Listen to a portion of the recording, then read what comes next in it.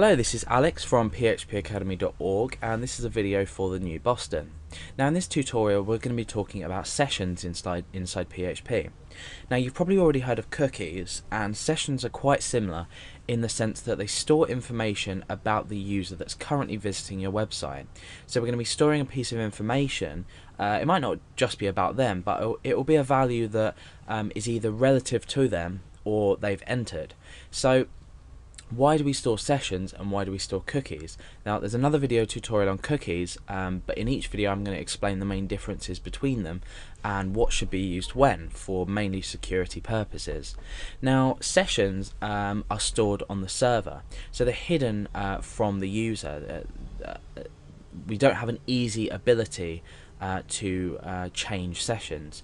So let's just say we had a table, for example, in which user data was stored, and one of the fields in this table was ID, one of the fields was, let's say, the name, and one of the fields was, let's just say, some private data. Now I'm going to assign the ID of 1 to, say, the user Alex, and some private data will go here.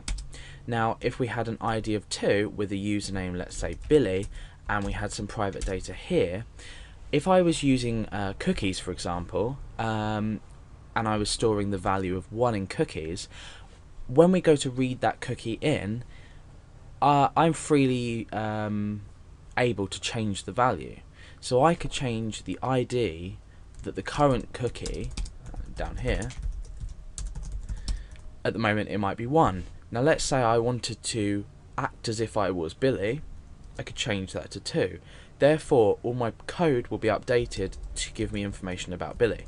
So if that doesn't make sense, it will make sense on later examples. But for now, you need to understand with sessions, they're a lot more secure. Things like shopping carts, user login systems, they tend to be a lot better. But what we can do is then use cookies to remember, and we can use secure cookies as well. We can encrypt things. So just for now, sessions, if you're using them alone, they're a lot easier and they're quicker. Now what do we do to create a cookie? I mean, in this example I'm going to show you how to set a cookie and then how to view a cookie that's already been set, and we can also check if a session has been set, and then we can view it. So we can also check if a session has been set before we view it. So the first thing we need to do is type session start at the top of our page before we do anything with session data. So if you were declaring session data, let's say up here, then this would not work, because you need to have session start before you start to do anything with sessions. Now to set a session, you've seen examples such as $_post and $_get. And this works in exactly the same way. What we do is we say $_session. We have 2 square brackets. We have the variable name. So let's just say we want to call our session name. Now what we do is we set this relative to a piece of information. So I'm going to say name equals Alex. So this is now a session name. Now this variable exists only on this page now. However, it's being stored now as a session, so therefore this should be accessible by any page in our website at any time, even if we don't declare it. So what I've done is essentially started the use of sessions, then I've set a session called name equal to Alex. Now that's on set.php, so let's just go over to this session folder here, and we click on set. Now what's happened now is we've executed or run this code, and session has been set. This particular session has been set with the value Alex. So what happens on view.php when we want to return this data to the user?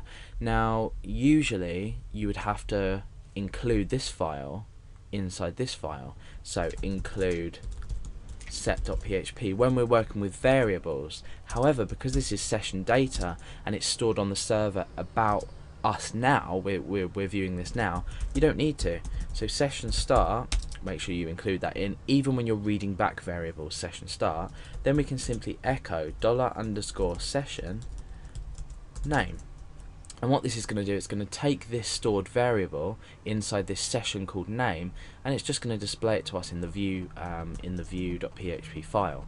So we're on set now. We've already set that variable. So let's go back and click on view, and you can see that it's shown Alex. Now, you may be asking, why is this useful? How is this useful? Well, it's useful for things like user logging in. For example, if a user was to log in, you want to remain or want to keep them logged in throughout while the time they're browsing your website. So this is a way to store a session and show that they're logged in. So let's just say we change this to username equals and then Alex in lowercase. Okay, so we have started our session up here, and we've set our session in this file here. Now let's just say this was a login page. We've logged the user in successfully. There would obviously be other code, but now in view.php I want this file to be something that you have to be logged into view. So I can just start up an if statement and say if is set $_session at username, and I can say if it is set, we can do something in here meaning they're logged in because the session has been set. Otherwise, echo please log in. Now here I can say echo welcome. Then what I can do is I can maybe do a comma, then concatenate on $_session username. You could store this in a variable here if you wanted to make it a lot easier to use later on, but just for now I'm going to show you it this way so you can understand. So at the moment we don't have a session variable called username set. So if we go to this view.php page and refresh, you can see it says please log in. Now if we go back to our other file set.php, what we've done now is we've set our username session data, and that's equal to Alex. So the result we should achieve when we go on view.php is that we check if the session exists, and it does, so we're going to echo welcome, comma, and then the user's name. So if we click on view, you can see that that's exactly what we get, and it says welcome Alex. So you can see now how simple it is in actual fact to create some kind of login and register system. Obviously these are the very or these are just a minor part of the registration and login system itself. However, later on things like that are a lot easier to pick up when you have these types of fundamentals. So that's sessions in PHP.